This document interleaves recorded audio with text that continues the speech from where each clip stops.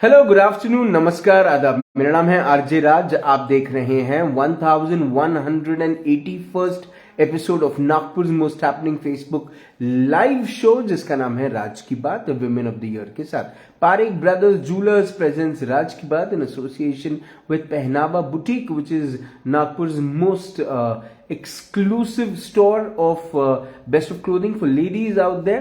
You should go and visit the flagship store, which is at just beside Vijay Bhavan Sadar, and इतने इससे खूबसूरत store आपने नागपुर शहर में नहीं देखा होगा, जहां पर इतने खूबसूरत कपड़े भी मिलते हो। Really want to thank Antara Multi Services by Rupesh Pandey, also Strawberry Farms, which is the talk of the town route right now, especially after 31st, because वहां पर आपको 20 से 25 रूम्स हैं, आप जाके वहां पे स्टे कर सकते हैं। You can have a luxurious stay. It's at Wardha road, very close to Nagpur, and also it's at a place called Kachimet, which is just at Wardha road. You can visit that. Also a big thank you to हेम्पोराइड by Nidhi Rathi and Cuts Salon, which is Nagpur's most luxurious salon. मेरी आज की मेहमान जो है वो एक artist हैं, वो एक पेंटर हैं, और वो अपने मम्मी पापा की लाडली हैं और अपनी सासू माँ की सेवा करना अपना धर्म मानती हैं। चलिए स्वागत करते हैं the very beautiful, the very talented Mrs Sapna Hirwani, my women of the year. Ma'am नमस्कार। नमस्ते मैम, स्वागत आपका राज की बात में। Thank you. How are you ma'am? Fine. Ma'am, एक सबसे पहले हम बात करते हैं सपना भोजवानी की। याद है आपको सपना भोजवानी? बिल्कुल, उसको कैसे भूल सकती उसको कैसे भूल सकते हैं? तो एज अ चाइल्ड मैम सपना भोजवानी कैसी थी, और सपना भोजवानी की जो कहानी है वो क्या है? सपना भोजवानी बहुत शायर थी। एज सच की हमारी फैमिली में हम लोग 3 सिस्टर्स हैं। We don't have brother. तो हमारे फादर ने हमको एक बहुत ही लाडली बेटी जैसे पाला है। भले ही हम 3 थे, पर हम तीनों को बहुत लाडली पाला है। And he is like gem personality. यानी हम एक चीज मुंह से निकालते थे तो हमको 10 मिलती थी शुरू से ही जी। और मैं एज सच मैं I am not so much means keen of studies, means I am always doing paintings from the childhood. मेरी दो दूसरी सिस्टर्स हैं, they are very means bright in studies. Okay. तो मेरा शुरू से था कि मैं पेंटिंग सीखना चाहती थी। मेरा ऐसा था कि मैं थोड़ा भी टाइम मिले तो शुरू से, but that time it was my hobby. It's not my like I want to do something. जो भी मैंने आज तक किया है वो सब मेरी सिस्टर्स ने मुझे बहुत इनकरेज किया था चाइल्डहुड से।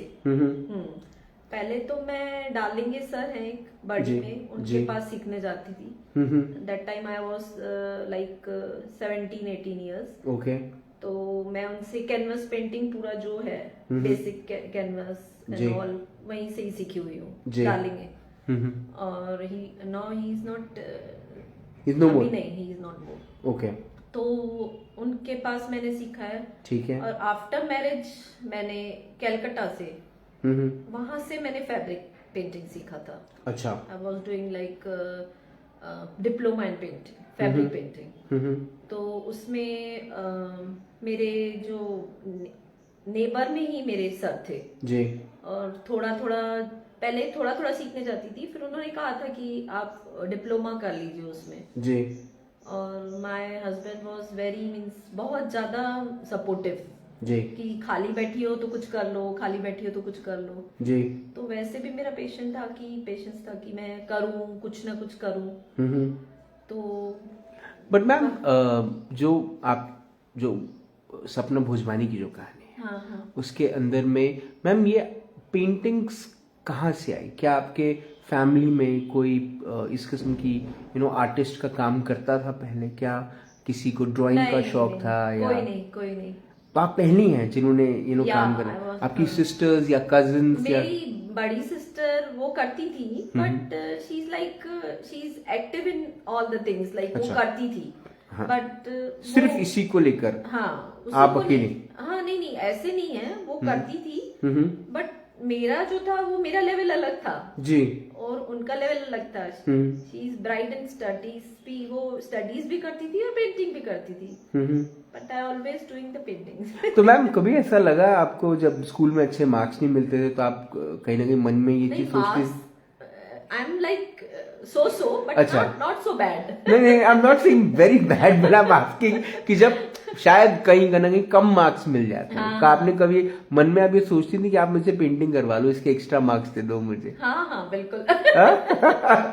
Always participating in all the competitions. Okay, तो मैम ये कंपटीशन में भी हिस्सा लेना शुरुआत से ही आपने किया? या ऑलवेज. और वो मेरा जो जीन्स है मेरी डॉटर के उसमें गया है. शी इज लाइक बहुत ज्यादा very keen of competitions. Okay.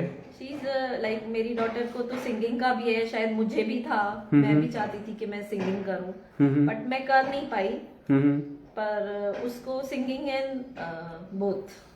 Ma'am ये जो सपना भोजवानी से लेके सपना हिरवानी का जो आपका जो ट्रैवल जर्नी थी कि जरीपटका के बाहर जाना ही नहीं है, ये कहाँ से हुआ मैम? जरीपटका के बाद it's like destiny. I don't want to go out from Jaripatka. ठीक है. बट इट्स ऑल डेस्टिनी कि कैसे कहाँ भगवान पहुंचा देता है. नहीं तो कैसे हुआ ये? और फिर वापस जरीपटका ही आ गई. हाँ, तो कैसा हुआ, मुलाकात कैसे हुई? सर हिरवानी साहब से कहाँ मिली आप, कैसे हुआ वो? It's in marriage. Arrange marriage था? No, it's love marriage. It's love marriage. तो कैसे मुलाकात कहाँ हुई? In my friends wedding in Delhi. ठीक है. फिर तो बस फिर वहां से फिर हम लोगों का लाइक पहले तो ऐसे होता था ना, इट्स लाइक कोर्टशिप पीरियड. जी. लाइक फिर शादी हो गई. तो आप 90 के दशक की लड़की हैं, if I am not wrong. तो मैम क्या 75 born. लेकिन मैम क्या उस समय भी प्रेम पत्र और ये सब होता था? होता था. ब्लैंक कॉल्स, क्रैंक कॉल्स, ये सब होते थे? हाँ, पहले तो लैंडलाइन होता था जी. और फिर उसके बाद आप सीधा, मोबाइल्स नहीं रहते थे जी, फोन्स एंड लेटर्स. जी. Love letters. जी. तो मैम हिरवानी साहब लिखते थे आपको? ऑब्वियसली मैं ही थोड़ा लिखूंगी. तो पापा को पता चला कि किसने बताया? हाँ, पापा को पता था पहले ही. आपने बताया कि बाहर से पता चला? नहीं, मेरी बड़ी सिस्टर ने बताया था. फिर क्या हुआ? फिर बस like they are agree to do because we are same caste and we both are prosperous, like no matters. But my father is not accepting कि इतना दूर मेरी बेटी चली जाएगी, कलकत्ता चली जाएगी. जी. फिर तो 6 years I was there. उसके बाद फिर मैं यहाँ आई थी वापस जब मेरी थर्ड सिस्टर की शादी हो गई थी. जी. Then my husband said कि ठीक है, तुम्हारे पेरेंट्स चाहते हैं. हम लोग वहाँ यानी न्यूक्लियर फैमिली में ही थे. जी. तो मेरे पेरेंट्स चाहते थे कि आप यहाँ आके सेटल हो जाओ. हम लोग भी अकेले हैं. जी. और due to some my mothers condition, जी, हेल्थ कंडीशंस, जी, तो वी थिंक कि वी कम बैक. अब वापस आए. एंड हाँ, 19 years हो गया मुझे यहाँ. मैम ये जो आर्टिस्ट वाला काम है, इसको आपने एज अ प्रोफेशन कब बनाया? प्रोफेशन में जब यहाँ आई थी 2000 लाइक आई थिंक 2003-4 में आई थी मैं. तो उस टाइम में just I am taking the classes, started the classes. मेरी सिस्टर बोलती थी कि तू क्लास स्टार्ट कर ले. ठीक है. तो मैंने कहा नहीं मैं नहीं कर पाऊंगी. तो उसने कहा कर तो उसने अपनी 2-3 फ्रेंड्स को पहले भेजा था. जी. उसकी, मेरी छोटी सिस्टर की 2-3 फ्रेंड्स आई थी. जी. फिर ऐसे वाया इतना मेरे क्लासेस बढ़ गए थे कि मेरे बाहर भी स्टूडेंट्स बैठती थी और अदर हॉल में भी बैठते थे. ओके. लाइक फुल रहता था. फिर अभी तक भी मैं क्लासेस ही लेती थी, बट ड्यू टू कोविड बंद कर दिया था. ठीक है. 2-3 years बिफोर तो मैंने बंद कर दिया. और इसके अलावा मेरा एग्जीबिशंस रहते हैं. I do more many exhibitions in Kala Ghoda, Mumbai and बाहर भी बहुत जगह पे किया है. मैम किस किस्म का रिस्पांस मिलता है जब आप? अच्छा है, बहुत अच्छा मिलता है. बट समटाइम्स होता है, कभी थोड़ा डिसअपॉइंट होता है. जैसे 1-2 बार मैं अमरावती गई थी तो वहां पे ड्यू टू वेदर कंडीशंस बारिश आ गई तो एग्जीबिशन ही नहीं हुआ. होता है. और वो भी गवर्नमेंट एग्जीबिशन थी MSME वालों की, तो हमको कोई लॉस नहीं होता है. अच्छा, वो तो रिफंड हो जाते हैं पैसे? हाँ, रिफंड नहीं, we are not giving even if a money. अच्छा. हाँ, इट्स फ्री ऑफ कॉस्ट. बहुत सी एग्जीबिशन रहती है, जैसे ये दिल्ली के प्रगति मैदान में, वो भी हमारा फ्री ऑफ कॉस्ट रहता है. They are taking the money, then they reimburse that. तो जब ये आप गई पहली बार जब अपनी पेंटिंग, अपनी कला से पैसे कमाने का मौका मिला, पहली बार जो चीज आपने, कुछ जो पेंटिंग आपने बेची, क्या वो याद है? वो किसने खरीदी थी और कितने में खरीदी थी? पहले पॉट्स बनाती हूँ ज्यादा करके. I am making pots. मुझे जो महाराष्ट्र स्टेट अवार्ड मिला है वो भी मुझे पॉट्स के लिए मिला है. ठीक है. उसके ऊपर मैंने जो पूरा इको फ्रेंडली थिंग्स यूज की थी, like sand, jute and many eco friendly things. ठीक है. तो वो मुझे पॉट्स के लिए मिला था. और पॉट्स के लिए भी मुझे मेरी जो छोटी सिस्टर है उसने इनकरेज किया था. वो ला दी थी कि तू इस पे भी कर, इस पे भी स्टार्ट कर. और मैंने जब एग्जीबिशन भी स्टार्ट की थी तो मैंने घर से ही स्टार्ट की थी पहले. ठीक है. इनिशियली तो मैंने घर से ही की थी. फिर उस टाइम तो ऐसे होता था ना कि आपको इनविटेशन कार्ड्स बनाने पड़ते थे जी, लोगों को जाके देके आने पड़ते थे. तब सोशल मीडिया का जमाना नहीं था. सबको आपको वर्बली इनवाइट करना पड़ता था कि आइएगा आइएगा. हाँ. और लोग क्या कहते थे? आएंगे. और तब ज्यादा अच्छे से होता था जी. नहीं, लेकिन उस समय लोग कहते थे आएंगे, उसके बाद नहीं आते थे. नहीं आते थे. इनफैक्ट आते थे. अभी हम लोग बोल देते हैं आएंगे जी, ओके डन लिखते हैं. ठीक है. आते नहीं है.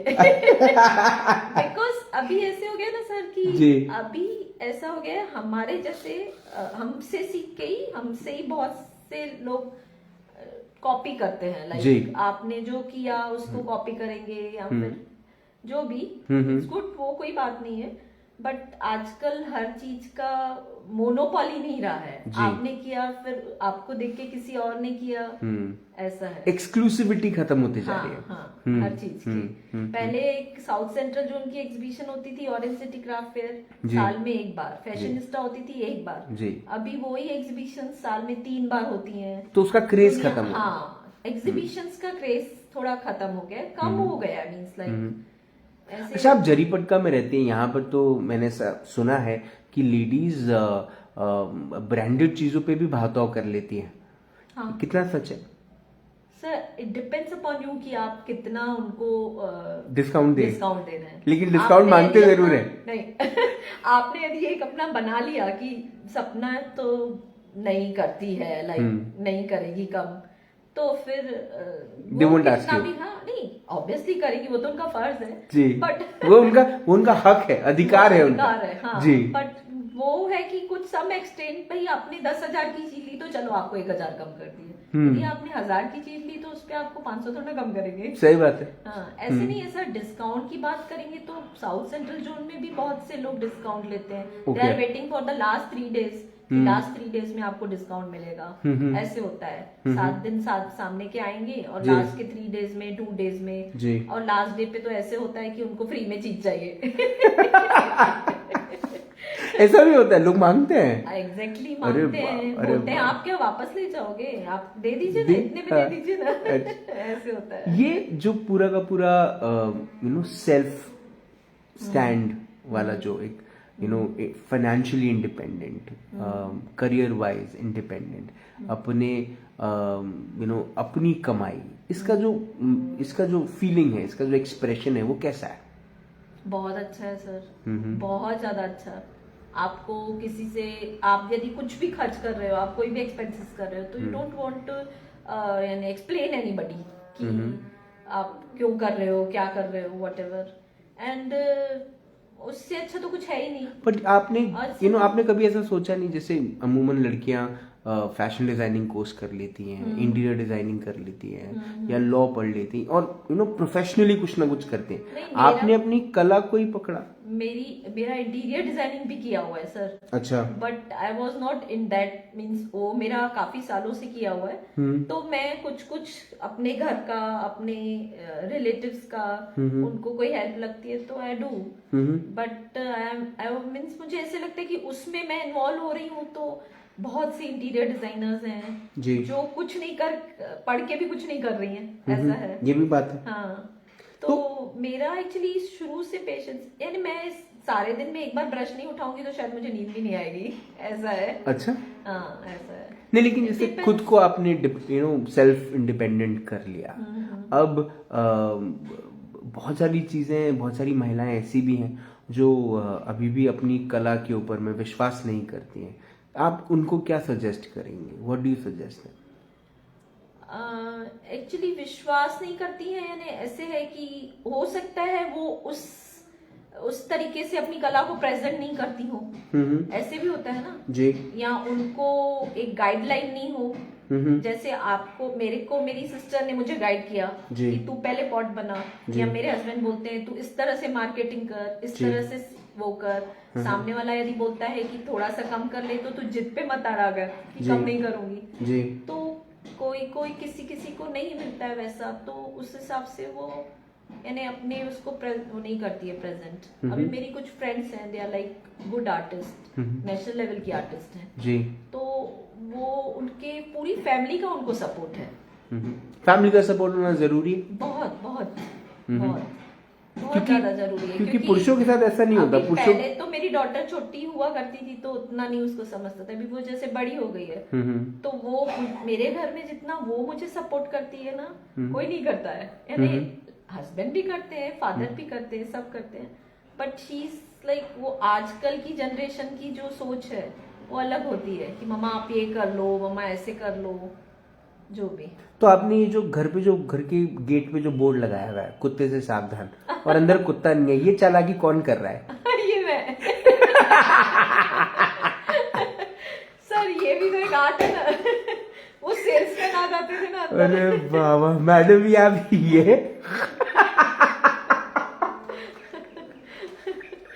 ये मेरे जीवन में पहली बार ऐसी चालाकी किसी की देखी है। This is really amazing. अच्छा, this is also art, this is also an art and you are a पक्का आर्टिस्ट, है ना?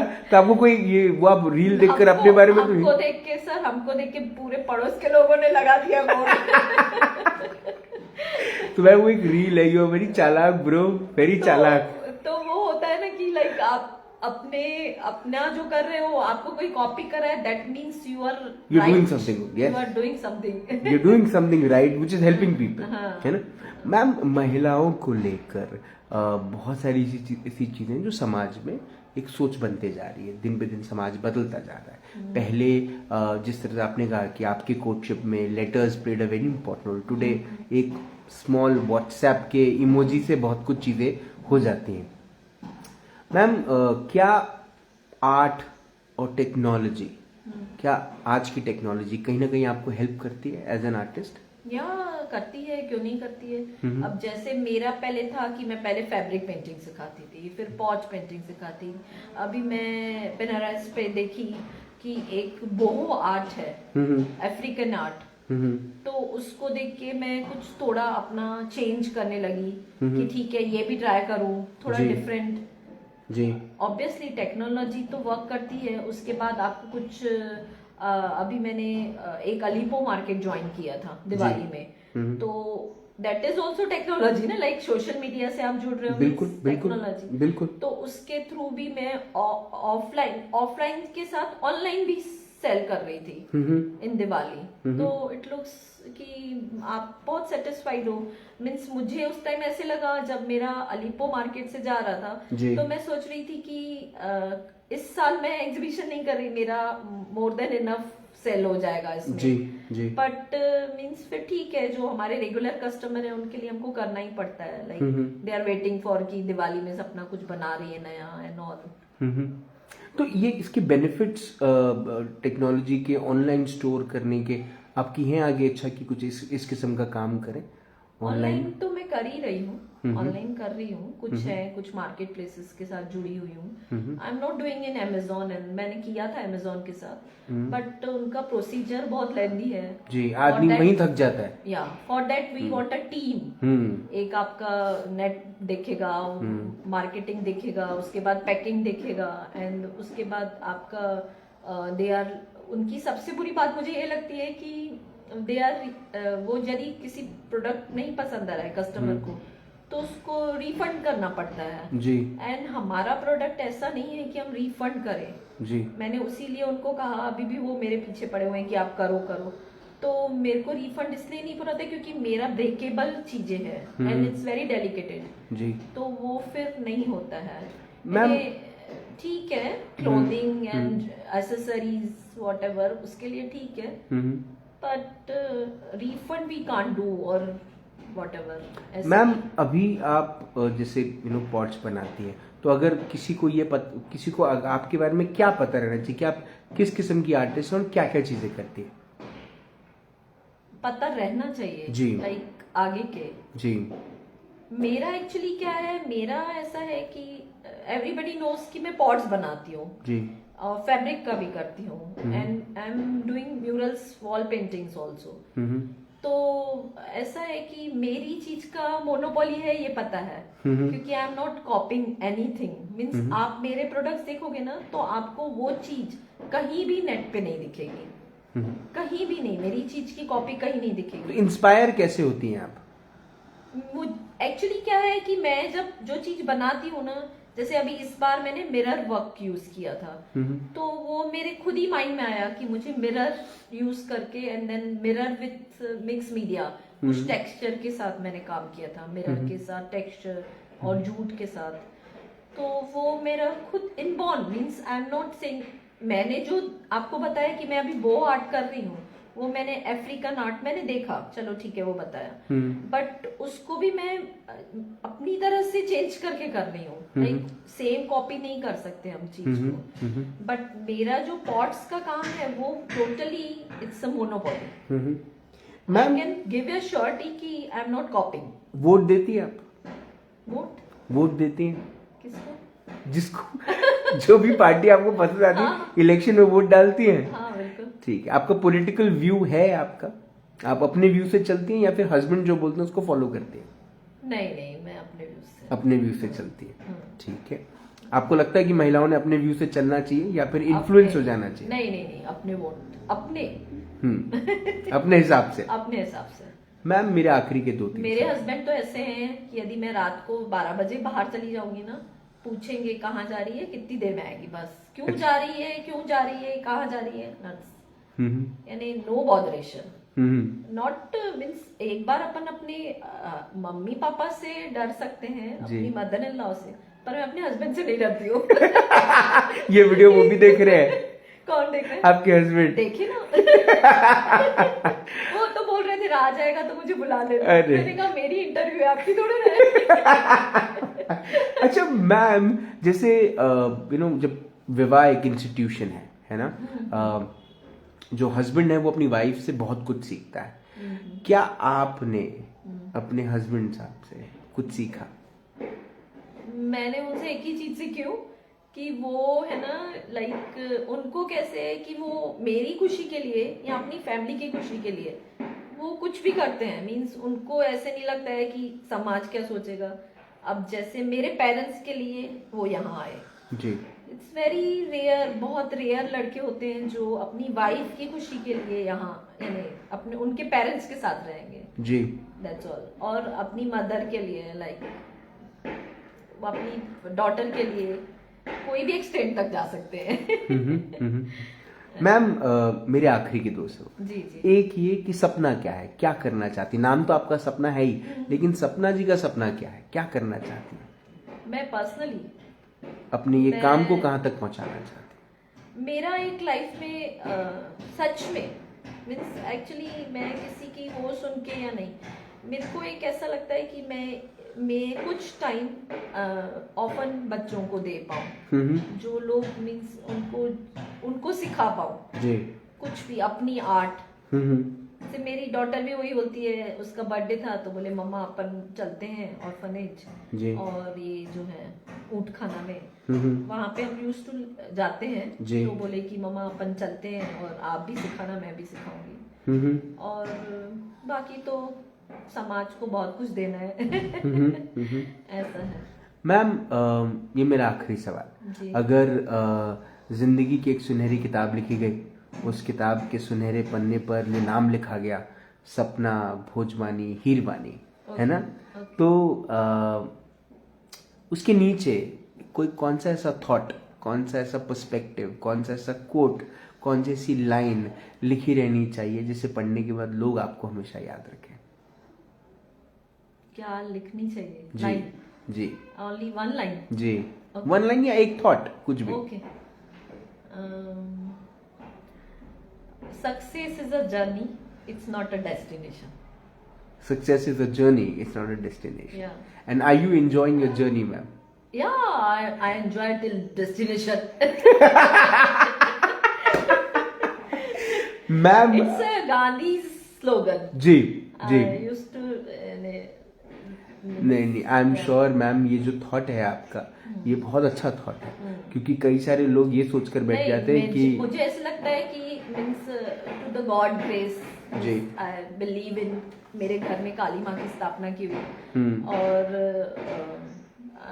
6 महीने में 6 मंथ में या हर साल हम लोग उधर जाते हैं तिरुपति बालाजी। तो मुझे ऐसा लगता है कि विद द गॉड ग्रेस कि मैं आज तक जितना हूँ, तो मैंने ये सोचा भी नहीं था कि मैं इतना तक पहुंच जाऊंगी। And with the blessings of my parents and my sister's, तो मुझे लगता है कि कुछ गॉड की ब्लेसिंग्स भी होती है, कुछ अपने बड़ों की, अपने नियर एंड डियर की ब्लेसिंग्स भी होती हैं। ऐसे आप इतना ऊपर नहीं जा सकते हो।